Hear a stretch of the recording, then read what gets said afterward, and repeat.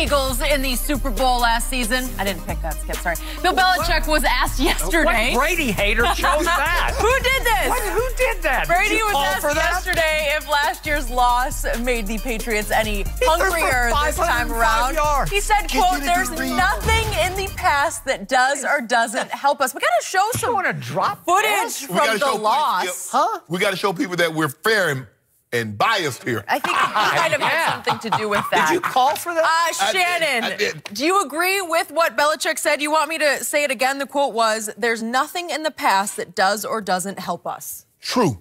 And maybe Coach Belichick isn't motivated by what transpired. Oh, that's a fact. But we know who is motivated, don't we? Thank you. Julian Edelman kept saying it on the sideline. You're too D.O. You're too D.O. I don't think he said D, but... Yeah. What about something else? What about the impromptu with Tracy Wolfson? You know, everybody thinks we suck. Everybody has a rallying cry. Julian Edelman selling T-shirts, bet against us. But they ain't motivated. Huh? Coach Belichick is absolutely right. Last year's game is not going to have a bearing on this year's game. It's not going to help them in any way, shape, or form. Maybe it says, look, if we hold on to the football, but that's neither here nor there. But I can assure you, the guys that were on that roster, they want to atone, although you can't, but they want to make amends for what transpired. They believe, Skip, they believe every time they touch the field, they believe they're the best team that's taking the field on a given Sunday, Monday, or Thursday. Okay. They honestly believe that. Sure.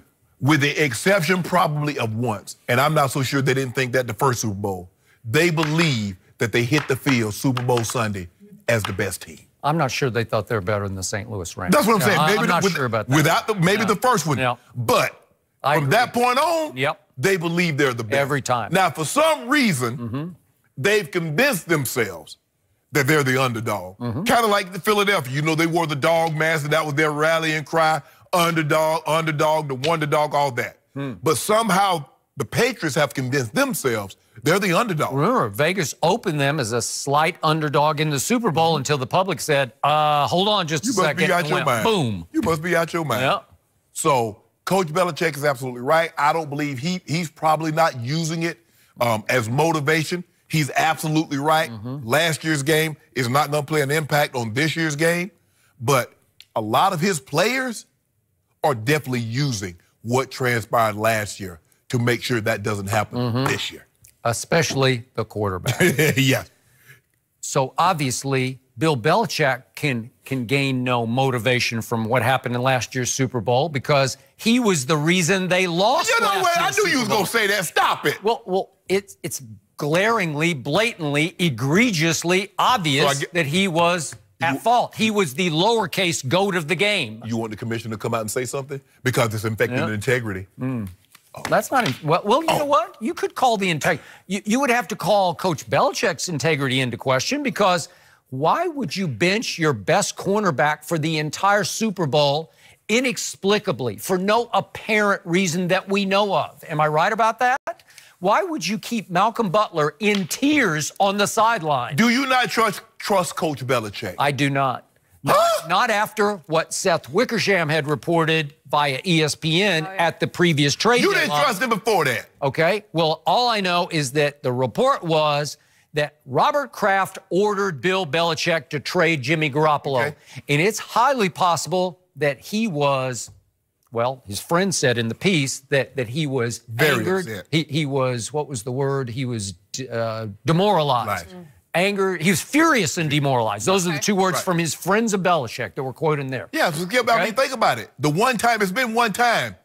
I mean, it's not all the times that you got said yes. It's the one time you was told no. Okay, so did that start affecting the coach's judgment as he made strategic decisions down the stretch?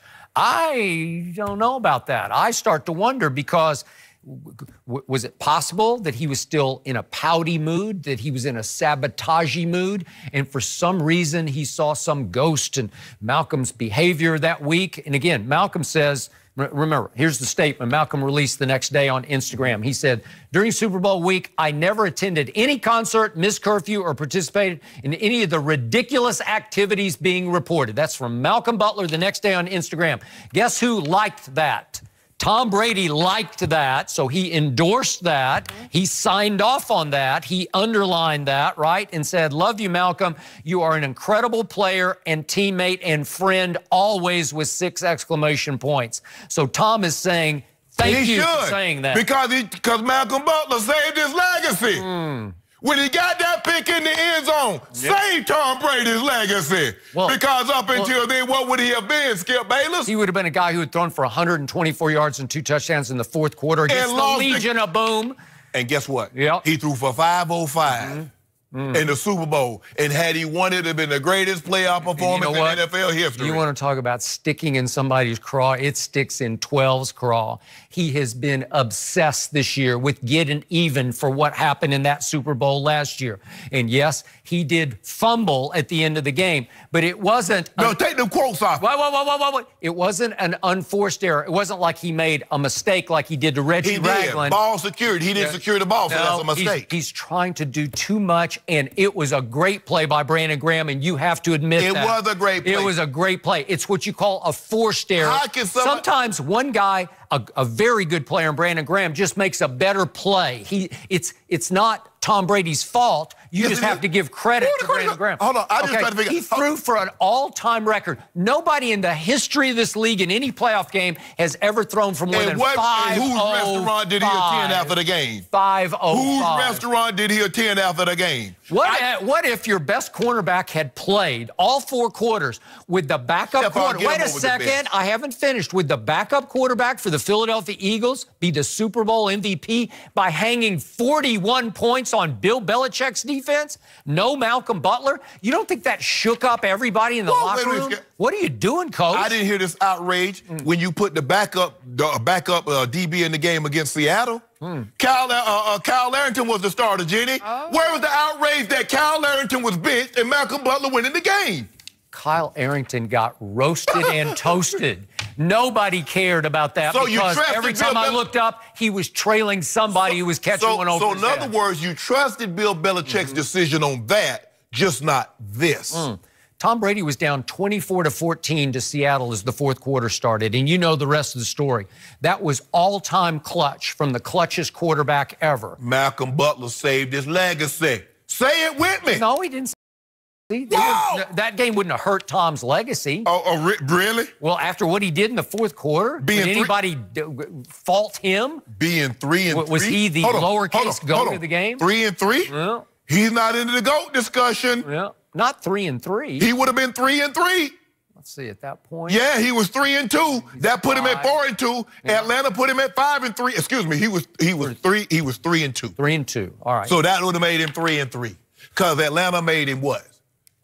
5-3. Okay. No, that's not true. Yes, he was one more than you're giving him credit. No. He was 3. Okay, because he got up to 5 with Atlanta, and then he went down. Had he lost to Seattle, that's not a win. That's a loss. So now he's 3-3 instead of 4-2. Okay, but again, nobody would fault Tom Brady for that loss, right? Would they? Oh, but you fault LeBron James for his loss. You say Ray saved his legacy. That's what you say.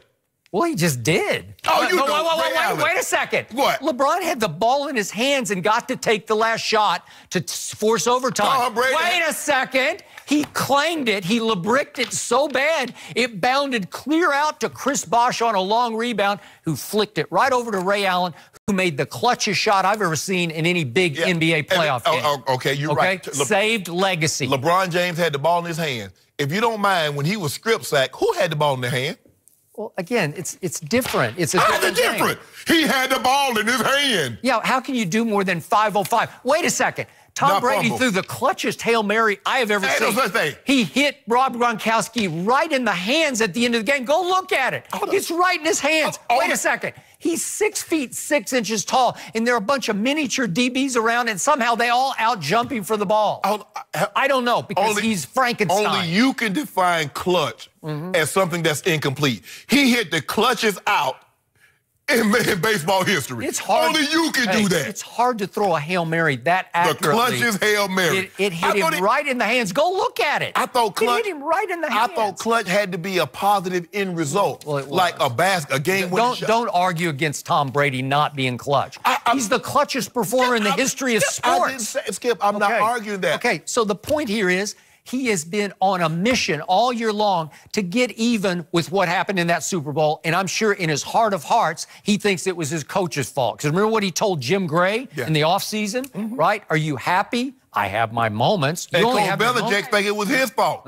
Says if you don't fumble the ball, we gonna win it. Well, that's what Coach Belichick said. The guy, you want to talk about Jordan-esque? Tom Brady is on a Jordan-esque mission right now to get even, and it's scary because it's going to cost